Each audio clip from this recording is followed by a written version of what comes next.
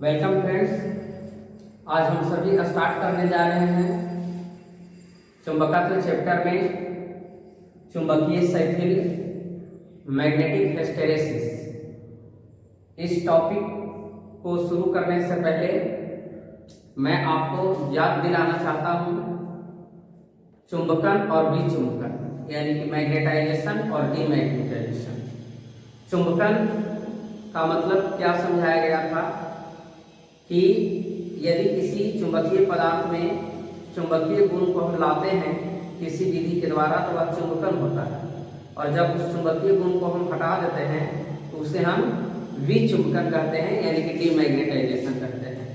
तो ठीक उसी प्रकार से चुंबकीय शैथिल्य को भी डिफाइंड किया गया, परिभाषित किया गया कि किसी चुंबकीय पदार्थ को पूर्णतः चुंबकित और विचुंबकित करने की जो प्रक्रिया है उसी प्रक्रिया को हम लोग चुंबकीय शैथिल्य कहते हैं, जिसको इंग्लिश में मैग्नेटिक हिस्टैरिसीस कहा जाता है।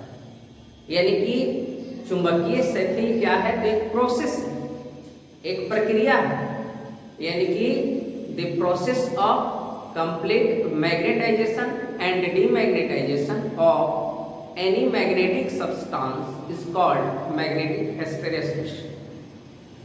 साफ अर्थ हुआ कि किसी भी चुंबकीय पदार्थ को पूर्ण रूप से या पूर्णतः चुंबकित और विचुंबकित करने की जो प्रक्रिया है, चुंबकित कहने का मतलब उसमें चुंबक का गुण लाना और विचुंबकित कहने का मतलब उससे चुंबक के गुण को हटाना, एक प्रक्रिया जो है पूर्णतः इसी को हम लोग चुंबकीय शैथिल्य कहते हैं। ध्यान से देखिए, यहाँ पर मैंने जो फिगर जो दे रखा है, this is figure first and this is second. At first we talk on figure first। इस फिगर पर हम बात करेंगे तो सबसे पहले देखिए इस फिगर में क्या क्या दिखाया गया है। तो आप समझ सकते हैं यहाँ पर एक तरफ जो है ऊपर के डायरेक्शन में B इंडिकेट किया गया है जिसको हम चुंबकीय क्षेत्र कहेंगे, और इस तरफ जो है क्षैतिज जो लाइन है आपका वहां पर H इंडिकेट किया हुआ है, कैपिटल H है, जो कि आपको क्या है चुंबकीय तीव्रता है, मैग्नेटिक इंटेंसिटी है। तो आप चुंबकीय क्षेत्र भी जानते हैं और चुंबकीय तीव्रता भी जानते हैं। अब मैं इस वीडियो को आगे बढ़ाता हूँ और इस फिगर से रिलेटेड जो बातें हैं उसको समझाने का जो है प्रयास करता हूँ। आप समझिए यहाँ पर ये जो फिगर जो है इससे क्या पता चल रहा है। देखिए O पॉइंट है, यहाँ ओरिजिन है, यानी कि इस पॉइंट पर चुंबकीय क्षेत्र और चुंबकीय तीव्रता दोनों शून्य है, जीरो है, शुरुआती बिंदु है। अब यहाँ से हम यदि इस डायरेक्शन में बढ़ते हैं, इधर बढ़ते हैं, यानी कि चुंबकीय तीव्रता की ओर बढ़ते हैं, तो चुंबकीय तीव्रता जो है आपको बढ़ते हुए जा रहा है। यहाँ से स्टार्ट कर रहे हैं, यहाँ पर जीरो है, इधर यहाँ से इस तरफ क्या हो रहा है, बढ़ रहा है। चुंबकीय क्षेत्र यहाँ से ऊपर की ओर क्या हो रहा है, बढ़ रहा है। तो कहने का मतलब क्या है कि देखा जाए तो चुंबकीय तीव्रता, चुंबकीय क्षेत्र दोनों जो है अब किस प्रकार से एक दूसरे पर डिपेंड कर रहे हैं उसको मैं समझाने का प्रयास करता हूँ। जैसे मैंने यहाँ से एक लाइन लिया, एरो साइन है, इस पॉइंट पर आया, यानी कि A पॉइंट पर आया। A पॉइंट पर क्या है, चुंबकीय तीव्रता है, तो है A कहाँ है, इस लाइन के सामने यहाँ पर है, यानी कि चुंबकीय तीव्रता इसमें है, क्षेत्र है, यस चुंबकीय क्षेत्र भी इसके सामने है, तो चुंबकीय क्षेत्र भी है, यानी क्षेत्र भी है और तीव्रता भी। अगर B पॉइंट पर हम आते हैं तो B पॉइंट पर तीव्रता है, तो B पॉइंट के सामने आते हैं, यहाँ पर आते हैं, O पॉइंट पर आ गए, O पॉइंट पर क्या है, तीव्रता जीरो है, तो तीव्रता जीरो हो गया। इसके बावजूद भी क्षेत्र है, कैसे, इस पॉइंट पर A से मैं कहां पर आया, B पर आया। जब B पॉइंट पर आया तो B पॉइंट पर क्षेत्र है, क्यों, क्षेत्र ऊपर की तरफ बढ़ रहा है, O से चले तो यहाँ तक चले ना, तो यहाँ तक चले जी। तो देखो यहाँ पर कि OB जो है ये आपको इंडिकेट कर रहा है क्षेत्र को ऊपर की ओर, और O पर आ गए तो तीव्रता तो इस तरफ था, तीव्रता तो इस तरफ था, क्षेत्र तो इस तरफ है, तो तीव्रता इस तरफ था, तो हम यहाँ से शुरू कर रहे हैं, यानी कि O पॉइंट पर तीव्रता जीरो है, H जीरो है, लेकिन इसमें क्षेत्र मौजूद है। यानी कि कोई पदार्थ जिसका चुंबकीय तीव्रता होगा, चुंबकीय क्षेत्र होगा, एक पॉइंट पर होगा, और उसको यदि हम डिमैग्नेटाइजेशन के प्रोसेस में गए या फिर उसकी तीव्रता को हमने, जो उसकी इंटेंसिटी, उसकी शक्ति को मैंने जीरो कर दिया, तो जीरो करने पर भी उसमें कुछ न कुछ चुंबकीय क्षेत्र बच गया। क्योंकि यदि इस पॉइंट पर आ जाते हम तब तो क्लियर था कि H भी जीरो हो गया और B भी जीरो हो गया, लेकिन मैं H को जीरो कर दिया, तीव्रता को जीरो कर दिया, लेकिन उसमें क्षेत्र बचा हुआ रख दिया। तो ऐसे जो क्षेत्र बचे हुए रहते हैं उसको कहा जाता है अवशिष्ट चुंबकत्व ना। क्या कहा जाता है? अवशिष्ट चुंबकत्व। इसका एक और नाम है जिसको हम कहते हैं धारणशीलता। क्या कहा जाता है? धारणशीलता, रेटेंटिविटी। इसको क्या कहते हैं? धारणशीलता। यानी कि चुंबकीय तीव्रता के मान को शून्य कर देने पर भी अगर किसी चुंबकीय पदार्थ में उसका चुंबकीय क्षेत्र बचा हुआ है, कुछ न कुछ मात्रा में उसमें चुंबकीय क्षेत्र है, तो चुंबकीय पदार्थ में जो मौजूद यह गुण है, इसी गुण को हम लोग अवशिष्ट चुंबकत्व या धारणशीलता कहते हैं। जैसा नाम से भी क्लियर है, अवशिष्ट जो बचा हुआ है, और धारणशीलता जो अपने में वो धारण किए हुए है उसको समाप्त नहीं करना। एक और पॉइंट है निग्राहिता, पॉजिटिविटी। निग्राहिता क्या है? तो अब कह रहा है कि जो बचा हुआ चुंबकीय क्षेत्र है, तीव्रता के मान को जीरो कर दिए, चुंबकीय क्षेत्र उसमें बचा हुआ है तो भी बचा हुआ है, लेकिन जो बचा हुआ है उसको अब समाप्त करना है, तो कितना आपको शक्ति चाहिए, कितना इंटेंसिटी चाहिए कि उसको भी मैं समाप्त कर दूं। तो धारणशीलता को समाप्त करने के लिए आवश्यक जो चुंबकीय तीव्रता है उसी को हम लोग क्या कहेंगे? उसको हम लोग क्या कहेंगे? निग्राहिता कहेंगे। अब ऐसे क्षेत्र को निग्राहक क्षेत्र कहेंगे। अब देखिए ना कितना है, O से लेके B तक है। अब मैंने B पॉइंट से आ गया C पॉइंट और पावर लगाया गया, डिमैग्नेटाइज कर रहे हैं, तो OC जो हुआ C पॉइंट पर आ गया, तो C पॉइंट किसके सामने है? O के सामने है। यानी यहाँ पर क्षेत्र क्या है? जीरो है। क्षेत्र यहाँ से ऊपर की ओर बढ़ रहा है, यहाँ पर इस तरफ कहीं भी अगर आप लाते हैं, यहाँ कहीं लाते हैं तो क्षेत्र जीरो होगा। अगर यहाँ अगर रहता तो क्षेत्र इसमें इसके सामने कुछ न कुछ रहता, परंतु हम यहाँ पर हैं, इसके सामने O पॉइंट है तो क्षेत्र जीरो हो गया। यानी OC इंटेंसिटी के कारण क्षेत्र क्या हो गया? जीरो हो गया। यानी जो बचा हुआ था OB, उसको समाप्त करने के लिए जो मैंने लगाया आवश्यक चुंबकीय तीव्रता यानी कि OC, उसी को हम लोग क्या कहेंगे? निग्राहिता कहेंगे। अब ये टॉपिक जो हुआ आपका समाप्त हुआ।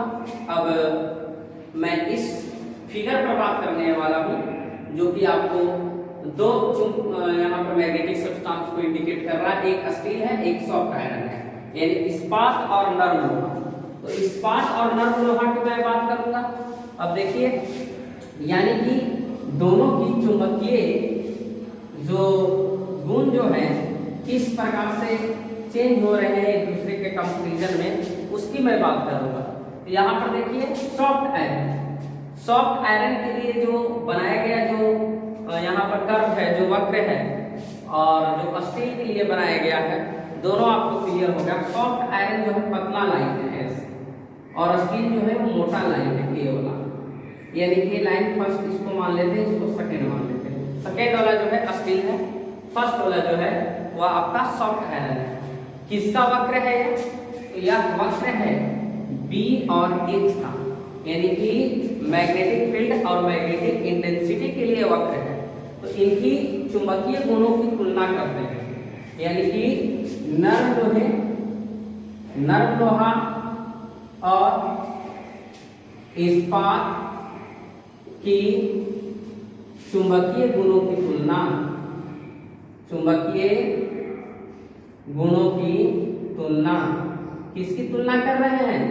तो नर्म लोहा यानी कि सॉफ्ट आयरन और इस्पात यानी कि स्टील, दोनों की चुंबकीय गुणों की तुलना करते हैं। तो सबसे पहला पॉइंट यदि हम ले लें कि चुंबकशीलता परमिएबिलिटी इसको इंग्लिश में बोलते हैं। चुंबकशीलता क्या होगा, नरम लोहा का और इस्पात का। तो देखिए यहाँ पर क्लियर है, चुंबकशीलता का मतलब हमने क्या बताया था कि चुंबकशीलता किसी भी चुंबकीय पदार्थ की ऐसी विशेषता होती है जिससे यह पता चलता है कि वह चुंबकीय पदार्थ कितनी इजिली फॉर्म में, कितनी आसान रूप से, आसान ढंग से चुंबकीय क्षेत्र को अपने से होकर जाने देता है। यानी कि जो पदार्थ में ज्यादा से ज्यादा चुंबकन का गुण होगा तो समझिए उसकी चुंबकशीलता क्या होगा, सबसे ज्यादा होगा, जल्दी मैग्नेटाइज हो जाए, जल्दी चुंबकित हो जाए। तो आप देखो हर एक पॉइंट पर इंटेंसिटी कितना मिला, यहां से यहां आए, इसके सामने देखिए यहाँ पर आप कहाँ पहुंच चुके हैं, क्षेत्र यहाँ पर है, क्षेत्र इतना देने पर या इतना देने पर इस पॉइंट पर आइए, यहाँ पर देखिए सॉफ्ट आयरन के लिए अगर आपका इंटेंसिटी इसके सामने देखिए आपका ए है और एक इंटेंसिटी इसके सामने देखिए स्टील के लिए, अब इंटेंसिटी ज्यादा से ज्यादा दिया, क्षेत्र भी आपका क्या है, कम है ना, और देखिए इंटेंसिटी कम से कम है, क्षेत्र भी क्या है, ज्यादा है। इसका मतलब क्या हुआ कि नरम लोहे की चुंबकशीलता, आप लिख भी सकते हैं कॉपी में, नरम लोहे की चुंबकशीलता इस्पात की अपेक्षा अधिक होती है। यानी कि यह जल्द से जल्द जो है क्या होता है, किस चुंबकित होने का यह अपने आप में एक गुण रखता है। ऐसे भी चुंबकशीलता का एक सूत्र आपको बताया हुए, mu equal to B upon H. यानी कि यहां से क्या क्लियर है कि चुंबकशीलता तीव्रता एक दूसरे के विपरीत क्रमानुपाती है। अगर इंटेंसिटी को आप बढ़ाते हैं ये घटेगा, आप देखिए ना इंटेंसिटी बढ़ा रहे हैं, तीव्रता इसका क्या हो रहा है, घट रहा है, इंटेंसिटी को घटा रहे हैं, चुंबकशीलता क्या हो, बढ़ रहा है। इस प्रकार से अगर हम बात करते हैं चुंबकशीलता के बाद धारणशीलता की, धारणशीलता का मतलब क्या हुआ, जो अभी आपको बताया गया कि चुंबकीय तीव्रता का मान को 0 कर देने पर भी सबसे ज्यादा उसमें चुंबकीय क्षेत्र बचा हुआ रहे, उसी को तो धारणशीलता कह रहे हैं। तो यहाँ पर धारणशीलता किसका अधिक होगा, ये भी जो है नरम लोहा का ही अधिक होगा, जिसका ज्यादा है उसका नाम मैं यहाँ पर लिख देता हूँ। यानी कि धारणशीलता ज्यादा है किसका, नरम लोहा का। कैसे, फिगर से क्लियर है।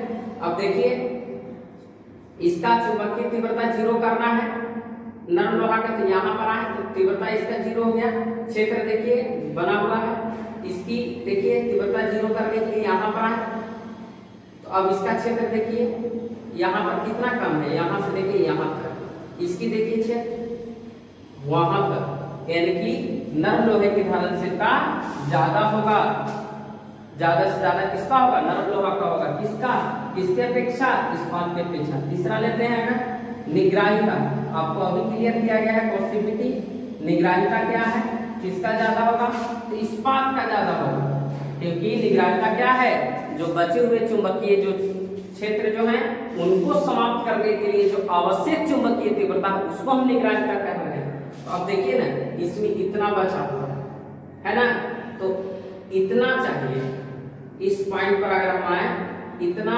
इंटेंसिटी में इसका बचा हुआ जो चुंबकीय क्षेत्र जो है यहाँ तक जो है वो आ जाएगा इस पॉइंट पर, यानी कि इतना चुंबकीय तीव्रता के कारण यह जो है चुंबकीय क्षेत्र खो देगा।